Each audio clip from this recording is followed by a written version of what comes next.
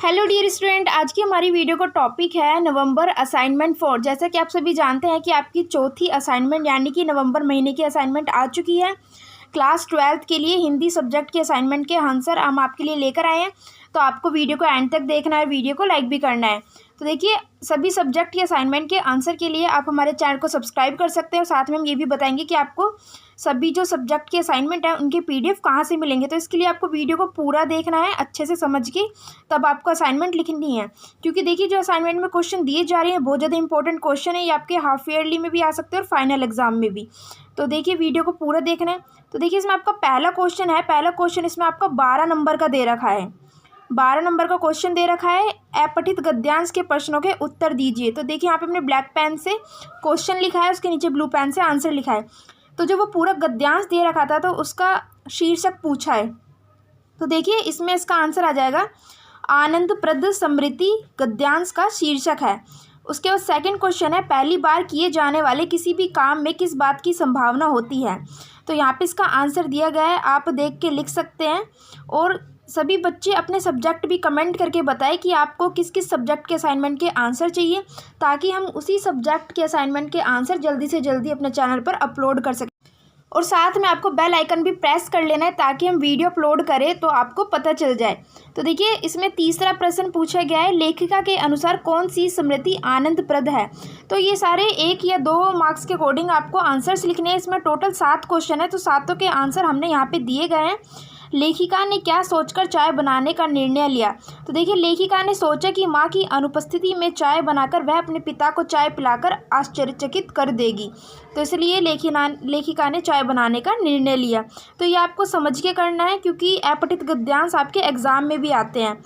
और आपको पीडीएफ कैसे डाउनलोड करना है उसका लिंक आपको डिस्क्रिप्शन में मिल जाएगा, या फिर हम आपको वीडियो के लास्ट में बता देंगे। तो आपको वीडियो को पूरा देखना है। 8 400 400 400। तो फ्रेंड्स, याद कर लीजिए, ये नंबर चाहे आपका क्वेश्चंस मैथ से रिलेटेड हो, फिजिक्स केमिस्ट्री बायोलॉजी से रिलेटेड हो, आपके हर डाउट हर क्वेश्चन का मिलेगा वीडियो सॉल्यूशन, वो भी सीधा आपके व्हाट्सएप नंबर पे। बस अपने फ़ोन नंबर में आपको 8 400 400 400 नंबर जो ऐड करना है, उसके बाद अपने क्वेश्चन की फ़ोटो खींचनी है, उसे क्रॉप करना है और उसका आपको वीडियो सॉल्यूशन मिल जाएगा 5 सेकंड के अंदर। क्लास 6 से 12 IIT जी मेन एडवांस सभी बोर्ड्स के बच्चों के लिए है। तो अभी जाइए, देर किस बात की, अपना सवाल व्हाट्सअप करें और सभी डाउट्स को आउट कीजिए। लिंक आपको डिस्क्रिप्शन में मिल जाएगा। तो देखिए, पहले क्वेश्चन के जो 7 क्वेश्चन है तो 6 हो चुके थे। तो ये 7वां प्रश्न है, लेखिका की उम्मीदों पर किस प्रकार पानी फिर गया। तो ये इसमें थोड़ा सा डिटेल में आएगा, क्योंकि ये बड़ा क्वेश्चन है। तो यहाँ पे लिखा हुआ है कि लेखिका अपनी माँ की उपस्थिति में चाय बनाकर अपने पिता को आश्चर्यचकित करना चाहती थी, इसलिए वह रसोई में जाकर चाय बनाने लगती है और ज़्यादा चाय पत्ती डाल देती है, उसका रंग काला हो जाता है और जब वो चाय डालती है तो उसके हाथ से गिर जाती है। तो ये सारी आपको इसमें लाइनें ऐड करनी है, तो ये पूरा क्वेश्चन हो जाएगा कंप्लीट। उसके बाद प्रश्न नंबर 2 आ जाता है, निम्नलिखित काव्यांश को पढ़कर पूछे गए प्रश्नों के उत्तर दीजिए।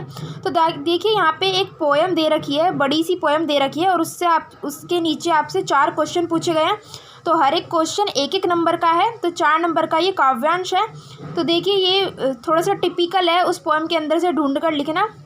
तो जो आंसर हमने बताया आप यही लिख सकते हैं, इससे भी आपको पूरे मार्क्स मिल जाएंगे। तो देखिए, क्या वाला प्रश्न था, कवि यह क्यों कहता है कि अच्छा होता दुख कभी न होता। तो यहाँ पे हमने इसका एक्सप्लेनेशन दी हुई है कि कवि ऐसा क्यों कहता है, ठीक है, यानी कि सभी लोग खुश रहते, तो इसलिए कवि चाहता है कि दुख ना होता तो कितना अच्छा होता। उसके बाद दूसरा प्रश्न है, हर जगह सुख होने पर घर घर में क्या होता। तो पोएम पढ़ोगे तो आपको ईजिली समझ में आ जाएगा। तो कवि के अनुसार अगर हर जगह सुख होता तो सुख होने पर सभी लोगों के दिल में सरस तरंगे उठती रहती, या फिर हृदय में सरस तरंगे उठती रहती, और सभी घरों में आनंद की बधाइयाँ बजती रहती। उसके बाद नेक्स्ट क्वेश्चन है ग वाला क्वेश्चन। तो ये 1-1 नंबर के क्वेश्चन है, इसलिए ज़्यादा बड़े लिखे नहीं गए हैं। यहाँ पे 3 या 4 लाइन के अंदर ही आपको इनके आंसर्स लिखने हैं। सुख में जनता पर क्या असर होता है, सुख से जनता पर क्या असर होता है। तो यहाँ पे इसका आंसर दिया गया है। अगर आपको कोई वर्ड समझ में नहीं आता है तो वो भी आप हमें कमेंट करके बता सकते हैं। तो ये तीनों क्वेश्चन हो गए हैं। उसके बाद 1-1 नंबर वाला एक क्वेश्चन और रह गया है, सेकंड क्वेश्चन का, इस काव्यांश का भाव लिखिए। तो देखिए, इस काव्यांश का भाव यह है कि बहुत ही अच्छा होता, यदि कोई मनुष्य दुखी नहीं होता, क्योंकि कवि का कहने का मतलब यही है, कवि का भाव यही है कि वो चाहता है कि सभी जन सुखी हों, सभी लोग उत्फुल्ल होते यानी कि प्रसन्न होते और कोई भी रोता नहीं पाता यानी कि कोई भी नहीं रोता हुआ पाया जाता, अर्थात सभी लोग उमंगों के साथ जीते और हर जगह सुख ही सुख होता यानी कि सुख की अनुभूति होती।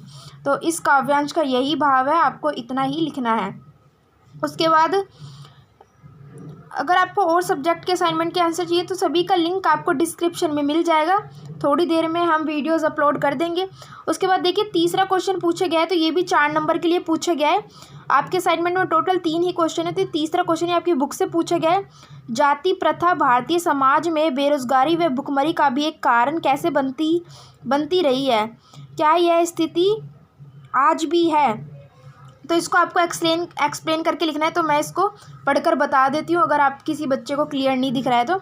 जाति प्रथा किसी भी आदमी को अपनी रुचि के अनुसार पेशा चुनने की अनुमति नहीं देती, उसे केवल पैतृक पेशा ही अपनाना पड़ता है, वह किसी अन्य पेशे को नहीं अपना सकता, भले ही वह उस पेशे में पारंगत क्यों ना हो। आज उद्योग धंधों की प्रक्रिया और तकनीक में लगातार विकास हो रहा है, जिससे कभी कभी भयानक परिवर्तन उत्पन्न हो जाता है। ऐसी स्थिति में व्यक्ति को पेशा बदलने को मजबूर होना पड़ता है। ऐसी स्थिति में यदि मनुष्य को पेशा न बदलने दिया जाए तो वह बेरोजगारी और भुखमरी का भी शिकार हो जाएगा। आज भले ही समाज में भयंकर जाति प्रथा है, लेकिन उसके बाद भी कोई ऐसी मजबूरी नहीं है कि वे अपने पैतृक व्यवसाय को छोड़कर नए पेशे को न अपना सकें। आज जो लोग पैतृक व्यवसाय से जुड़े हैं वे अपनी इच्छा से जुड़े हुए हैं अथवा किसी अन्य व्यवसाय में योग्यता की कमी के कारण पैतृक व्यवसाय को अपनाए हुए हैं।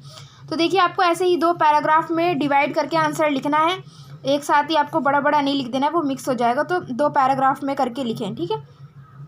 तो स्टूडेंट ये थी आपकी क्लास 12th की हिंदी नवंबर की असाइनमेंट के आंसर्स। अगर आपको इसका PDF चाहिए तो आप गूगल पे जाके hcwriting.com सर्च कर सकते हैं, तो हमारी वेबसाइट ओपन हो जाएगी और वहाँ पे जाके आप देख सकते हैं कि सभी सब्जेक्ट असाइनमेंट के PDF आपको जल्दी ही प्रोवाइड कराए जाएंगे।